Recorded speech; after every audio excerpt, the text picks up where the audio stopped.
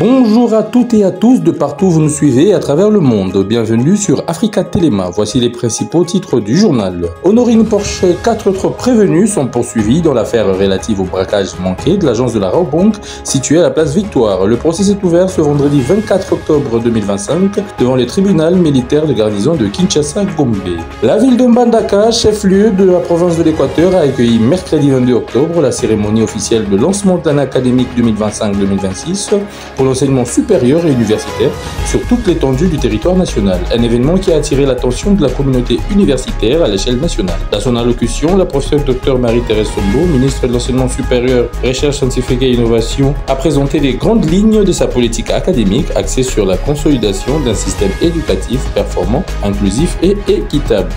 Réunis en Conseil de ministres le vendredi 24 octobre 2025 à la Cité de l'Union africaine, sous la présidence du chef de l'État, Félix Tshisekedi, le gouvernement a adopté un projet de décret instituant une bourse nationale d'excellence dénommée Programme Excellencia RDC. Staff Benda Bilili lance un appel pour la solidarité pour financer les obsèques de Léon Likabou, connu sous le nom de Riki, président fondateur du légendaire groupe Staff Benda Bilili, décédé à Kinshasa à l'âge de 70 ans. En remportant samedi 25 octobre en déplacement le match retour du dernier tour de la Coupe de Confédération de la CAF, l'AS Maniema Union a arraché la qualification en phase de groupe de cette compétition et c'est après une victoire au tir au but 4-3 contre le Royal Léopard d'Eswatini. Après l'identification de tous les prévenus, il a été porté à leur connaissance des faits qui leur sont reprochés. Association de malfaiteurs, de terrorisme et à charge uniquement d'Honorine Porsche, il est ajouté l'infraction du vol à main armée. Cette prévenue, identifiée comme une Allemande d'origine congolaise, est considérée comme la chef de la bande. Tous les prévenus risquent de condamnation allant jusqu'à la peine capitale. La Rabobank s'est constituée partie civile car elle aurait perdu au cours du braquage la somme de 10 500 $ américains. Cette partie de plusieurs autres prévenus ont obtenu du tribunal une remise au mardi 28 octobre pour permettre à leur conseil d'accéder au dossier et d'en prendre copie des pièces. L'événement du braquage de la Rabobank avait secoué la ville de Kinshasa le jeudi 16 octobre dernier. Plusieurs unités de la police et de l'armée ont été dépêchées et ont réussi à mettre la main sur les assaillants. Mais des abus ont été signalés dans les chefs des agents de l'ordre, dont quelques-uns comparaissent dans un autre procès ouvert devant la cour militaire de Kinshasa-Gombe.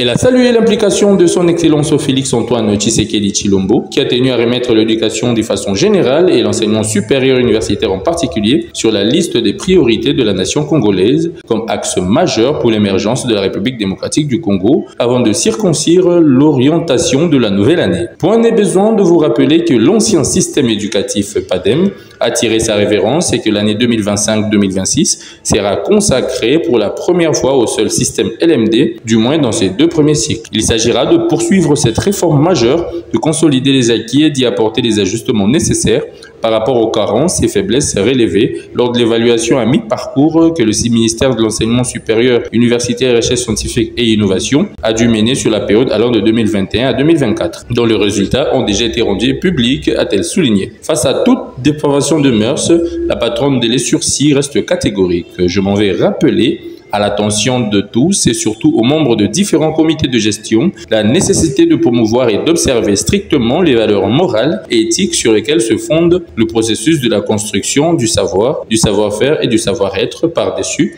le respect strict des textes légaux et réglementaires en vigueur pour notre sous-secteur. Seule la promotion des intérêts éducatifs doit préoccuper chacune et chacun d'entre les membres du corps académique et scientifique. Aucune raison ne peut alors justifier le fissure, les dysfonctionnements et les perturbations provoqués au sein de certains comités de gestion des établissements de l'enseignement supérieur universitaire à cause des conflits des personnes et de la mauvaise gouvernance. Pareils comportements à juste titre qualifiés de fautes professionnelles sont donc inacceptables et méritent d'être sévèrement sanctionnés. Telle est ma ferme volonté de maintenir l'élan pris par le cadre de l'effort visant le rétablissement de l'ordre et la promotion de l'image de marque du sous-secteur des LSU, jadis terni. Fructueuse rentrée académique à tous les étudiants de la République démocratique du Congo.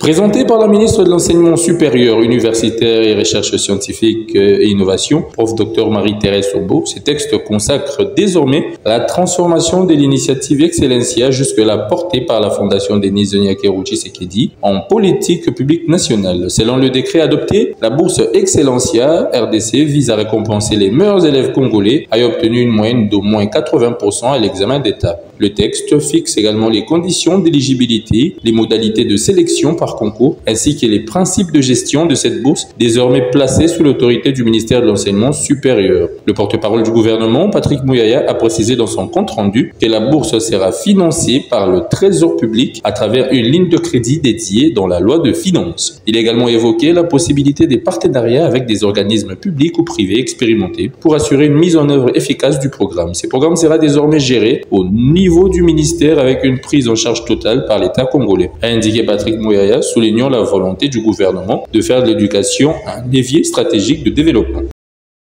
Dans un message publié sur ses réseaux sociaux, le collectif explique que la famille du musicien éprouvé depuis l'accident vasculaire cérébral dont Ricky avait été victime en 2020 n'a plus rien dans la caisse. Nous sollicitons donc toutes les personnes de bonne volonté à cotiser selon leurs moyens pour un enterrement digne de son rang, indique l'organisation, précisant que les corps est encore conservé en attendant la programmation officielle de funérailles. L'ONG fournit également des coordonnées bancaires pour les dons via un compte ouvert au nom du staff Benda Bilili auprès de Pax Bank en Allemagne. Figure majeure de la scène musicale congolaise, Ricky Likabou avait fondé staff Benda Bilili, un groupe composé des musiciens handicapés vivant dans la rue qui avait bouleversé la rumba congolaise et conquis les scènes du monde entier dans les années 2000-2010. Le groupe s'était fait connaître grâce au documentaire Benda Bilili, présenté à Cannes en 2010, leur premier album Très Très Fort en 2009, puis Bouger le Monde en 2012, avait reçu plusieurs distinctions internationales. Ricky Likabou laisse derrière lui une œuvre unique et un héritage artistique salué bien au-delà des frontières de la RDC.